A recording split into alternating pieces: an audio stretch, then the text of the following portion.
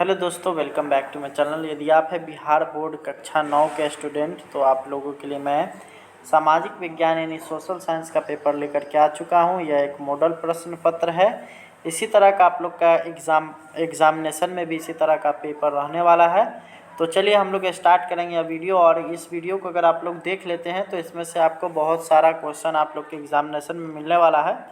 और साथ ही आप लोग का जब एग्जामिनेशन स्टार्ट होने वाला रहेगा तो उससे 1 से 2 दिन पहले आप लोग को सारा क्वेश्चन पेपर प्रोवाइड करा दिया जाएगा। तो चलिए स्टार्ट करेंगे हम लोग ये वीडियो और क्वेश्चन आंसर 1 से स्टार्ट करेंगे। यहाँ से देख सकते हैं प्रश्न संख्या 1 से 80 में से प्रत्येक प्रश्न के 4 विकल्प दिए गए हैं, जिनमें से सही एक सही है। इनके द्वारा अपने द्वारा चुने गए सही विकल्प को OMR शीट पर चिन्हित करें और केवल 40 प्रश्नों के ही उत्तर दें। ठीक है, पहला क्वेश्चन है अमेरिका के प्रथम राष्ट्रपति कौन थे? तो अमेरिका के जो प्रथम राष्ट्रपति थे वो थे जॉर्ज वाशिंगटन, यानी ऑप्शन नंबर ए। अगला है किस संधि द्वारा अमेरिकी स्वतंत्रता संग्राम की शुरुआत हुई?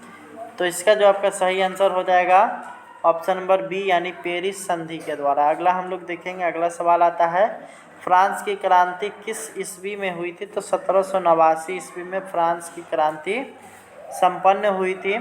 अगला है रूसो द्वारा कौन सी पुस्तक लिखी गई थी? तो सामाजिक संविदा, यानी ऑप्शन नंबर सी। नेक्स्ट अगला हम लोग देखेंगे तो प्रतिनिधित्व नहीं तो कर नहीं किसका नारा था? तो ये था जेम्स ओटिस का, जो इनमें से कोई नहीं, यानी कि ऑप्शन नंबर डी हो जाएगा।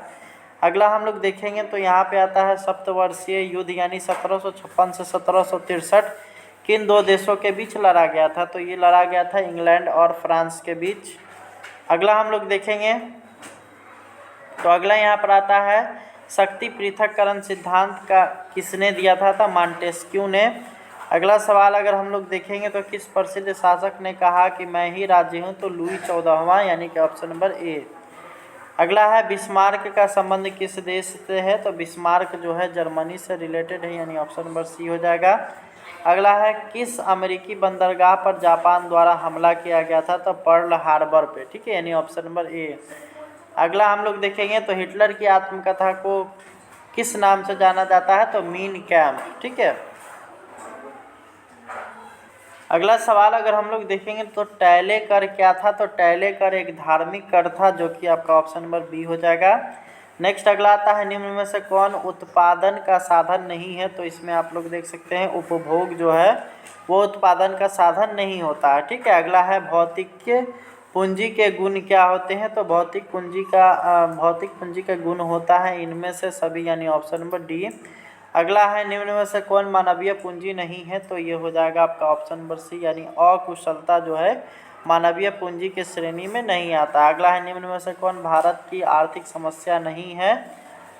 तो यहाँ पे जो हो जाएगा आर्थिक समस्या, जो यहाँ पे क्वेश्चन दिया गया है उसमें थोड़ा सा सही करना पड़ेगा, नहीं को काटना पड़ेगा, तब जाकर के इसका आंसर हो जाएगा आपका ऑप्शन नंबर डी, इनमें से सभी। अगला है यहाँ पे झारखंड राज्य का गठन कब हुआ था? तो 15 नवंबर 2000 को। ठीक है, नेक्स्ट अगला है राष्ट्रीय ग्रामीण रोजगार गारंटी अधिनियम यानी नरेगा कब लागू हुआ था? तो 2006 में, यानी ऑप्शन नंबर सी। अगला सवाल अगर हम लोग देखेंगे तो बिहार में पाई जाने वाली बेरोजगारी है तो ये चक्रीय होता है, यानी कि ऑप्शन नंबर बी इसका हो जाएगा। अगला आता है 2011 की जनगणना के अनुसार बिहार में साक्षरता दर कितना है? तो 63.82%। अगला आता है किस राज्य में राज्यपाल की नियुक्ति कौन करता है? तो किसी राज्य में राज्यपाल की नियुक्ति करता है राष्ट्रपति। अगला हम लोग देखेंगे तो भारत में किस प्रकार की दलीय व्यवस्था है? तो यहाँ पे बहुदलीय व्यवस्था है, यानी ऑप्शन नंबर सी। अगला है समवर्ती विषयों के संबंधित कार्यकारी शक्ति किसके पास रहती है? तो समवर्ती में केंद्र के पास रहता है। ठीक है, नेक्स्ट अगला हम लोग देखेंगे तो तिब्बती नदी सांगपो किस राज्य से होकर भारत में प्रवेश करती है? तो अरुणाचल प्रदेश, यानी ऑप्शन नंबर ए। अगला निम्न में से कौन भारत की सबसे लंबी नदी है? तो गंगा, यानी ऑप्शन नंबर ए। अगला सवाल अगर हम लोग देखेंगे तो किस नदी को वृद्ध गंगा भी कहा जाता है? तो गोदावरी को। अगला अगर हम लोग सवाल देखेंगे तो यहाँ पर आता है भूटान की राजधानी कहाँ है? तो भूटान की राजधानी है थिम्पू।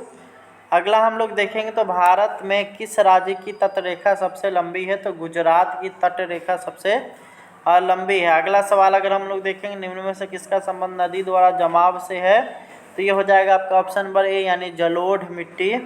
अगला है, निम्नलिखित अक्षांशों में से कौन से भारत से होकर के गुजरता है, तो मकर रेखा।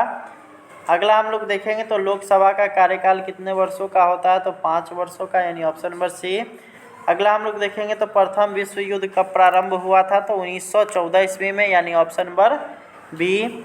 नेक्स्ट अगला हम लोग देखेंगे तो विश्व की सर्वाधिक वर्षा कहाँ होती है, तो मासिन राम, जो कि भारत में ही है। अगला सवाल हम लोग देखेंगे तो अगला आता है, भारत एवं चीन के बीच की सीमा रेखा का क्या नाम है, तो इसका नाम है मैकमोहन रेखा। अगला सवाल यहाँ पर है, भारत में वन्य जीव संरक्षण अधिनियम कब लागू हुआ था, तो 1972 ईस्वी में। ठीक है। अगला सवाल अगर हम लोग देखेंगे तो अगला यहाँ पर आता है, किन देशों के बीच सिंधु जल समझौता हुआ है, तो ऑप्शन नंबर सी, भारत और पाकिस्तान के बीच। साहसी और पारिश्रमिकी कहलाता है, तो ये कहलाता है मजदूरी, यानी ऑप्शन नंबर डी। अगला हम लोग देखेंगे तो बिहार में जीविका का मुख्य साधन क्या है, तो यहाँ कृषि है। अगला हम लोग देखेंगे तो न्यूनतम समर्थन मूल्य का संबंध किस क्षेत्र से है, तो कृषि से। ठीक है। अगला हम लोग देखेंगे तो यहाँ पर है, निम्न में से कौन परमाणु ऊर्जा उत्पादन करता है, तो कैगा यहाँ पर जो दिया गया है वो। तो इस वीडियो में हम लोग 40 नंबर प्रश्न तक ही देखेंगे, इसके आगे का प्रश्न हम लोग नेक्स्ट वीडियो में देखेंगे। तो इस वीडियो में इतना ही, मिलेंगे आपसे नेक्स्ट वीडियो में, तब तक के लिए धन्यवाद।